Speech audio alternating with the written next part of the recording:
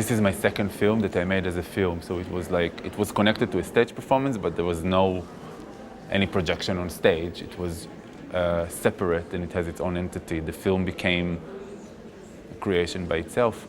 And actually we premiered it in Action Christine in Art House Cinema in Paris. And then the programmer of the Louvre was there and she invited me to present it in the Louvre auditorium. And then we discussed about the possibility of performing also a short part of the stage production of Silent Force, of the piece that we made for the stage. And eventually, I had a task to create a new version, a short version, that will follow the film in the presentation in the Louvre, and that's what we did. So in the Louvre, we presented actually the film, the short film, and then a short version of the stage production, two different entities by itself. And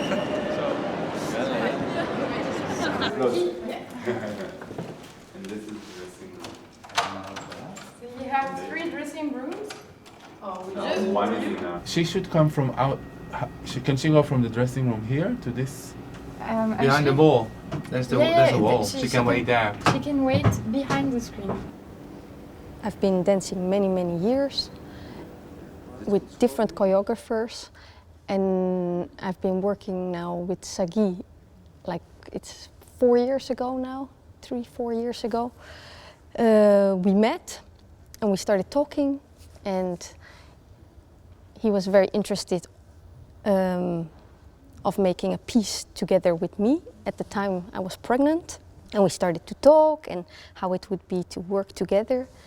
And then we've been going to a studio once, and there we started to exchange work.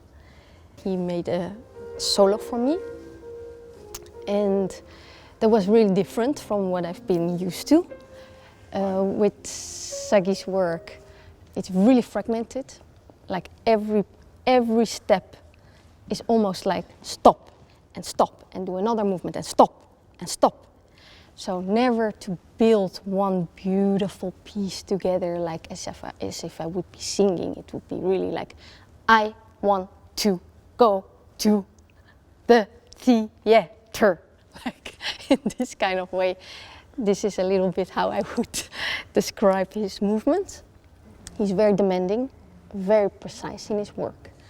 Demanding in a sense like perfection, like every step has to be perfectly done, and he's very picky with that. A bit less upstage. Okay. And T, T. And when you keep this hand again more about outside of your zone, something happens like.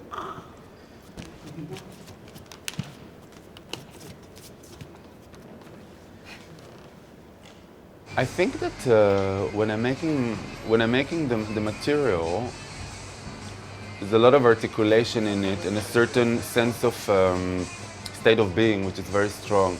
I don't want the dancer to copy me. I don't want the dancer to. It's really funny because I want them to do exactly what I ask them to do. I'm very specific. I don't let them improvise at all, actually. However, I don't want them to copy me.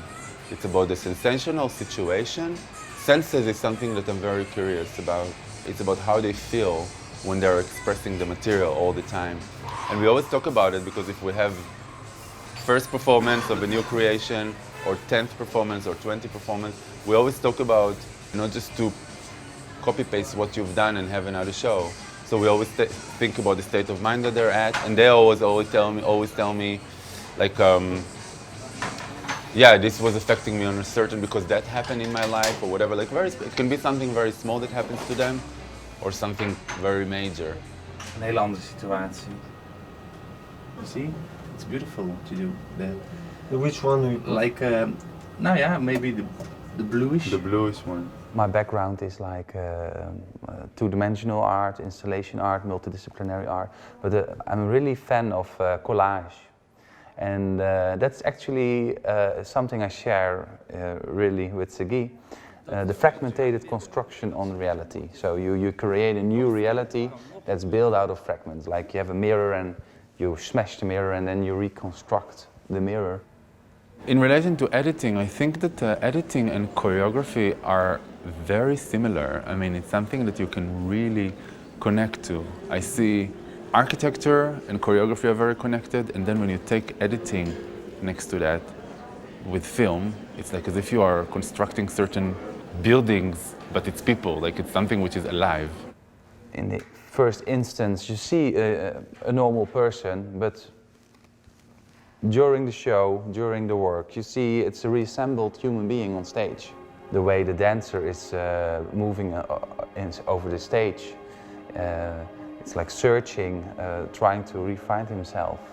And actually you see people that are struggling, fighting, reassembling together, rearranging them themselves.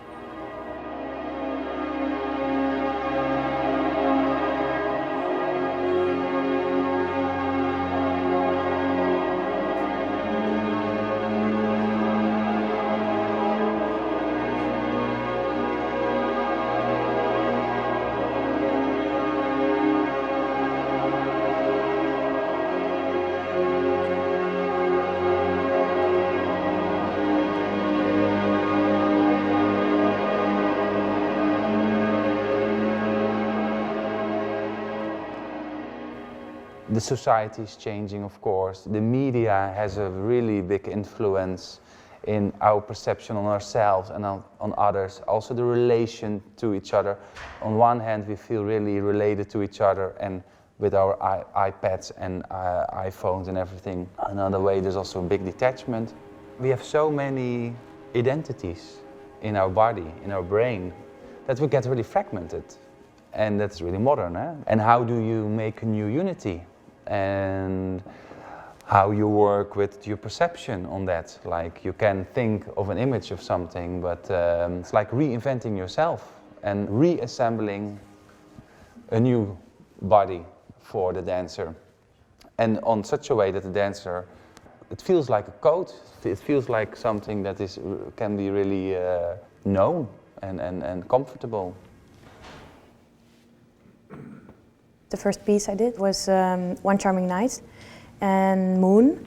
This was repertoire, and it was, well, Moon wasn't, but One Charming Night was repertoire, so this was the first time I got to know the language. Silent Force is especially made on us, so it feels completely different. It's, yeah, it really became a part of me. It's like, it feels like it really fits like my own jacket, and very, very comfortable now to dance it. I mean, I keep on challenging myself, but it's really like I tell my own story.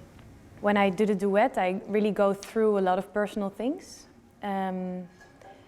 It goes by itself because you want to create a certain atmosphere and feeling with yourself, but also with Chris in the same, yeah, we're dancing together, but not really.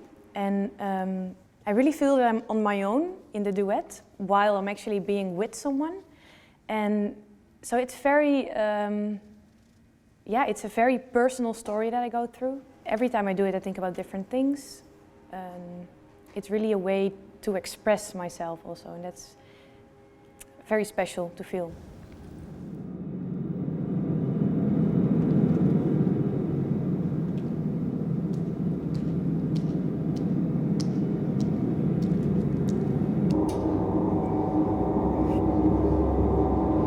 There was this identity, you know, like which I really used in this piece. In different ways, every time when I was performing, I would put a different story into my own brain, but always with this force which was coming or going. That was really powerful in this piece of the solo, what he made for me.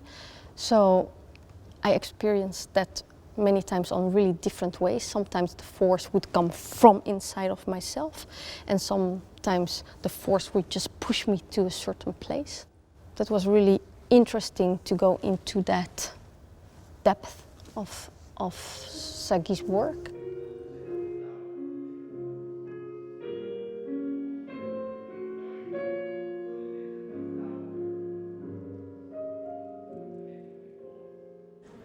It was very interesting to see how the subtlety and the details of what I'm doing, of the physical language that I'm very curious about, is getting exposed with a camera, because like you can really be very focused and specific when you're using a camera. Like you can really engage certain situations.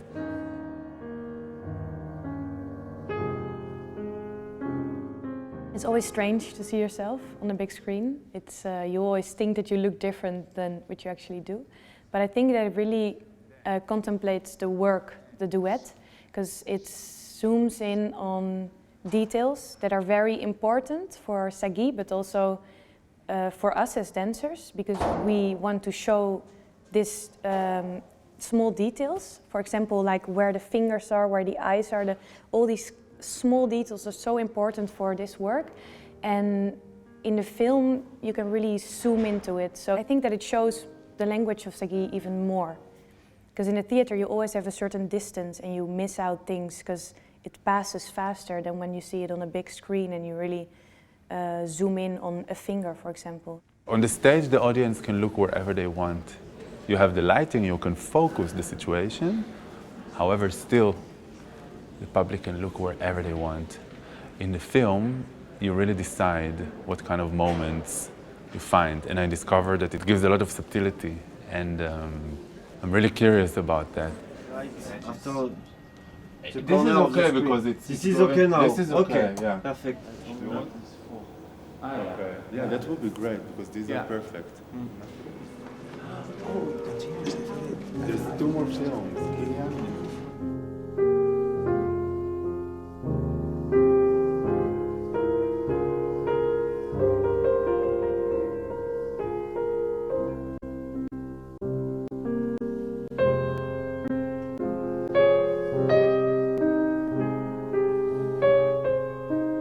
I chose to work on the film with the music of Bach, with a Russian pianist. The pianist had a very, very specific interpretation to the music.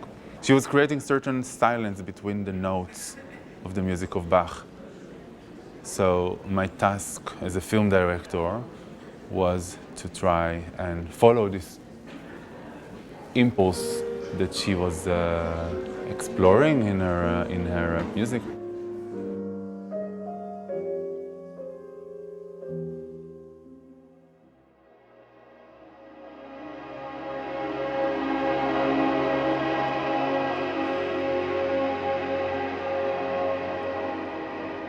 Being in the Louvre is an amazing experience, working with these people. I mean, the location is just phenomenal. It was not in my surrounding, let's say it like that, because it's not a dance center.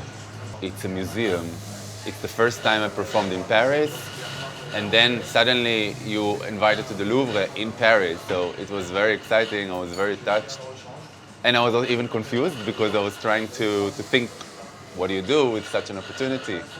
And I feel very comfortable actually in Paris. I really love Paris. I love the French engagement towards culture. It's, for me, very exciting. The culture for them is really implemented in their blood. I mean, it's very interesting. It's very inspiring to be in Paris, to be here and work here. This is actually the second time that I'm working in France, so I'm happy that I came to the capital, to Paris. Yeah, that's great.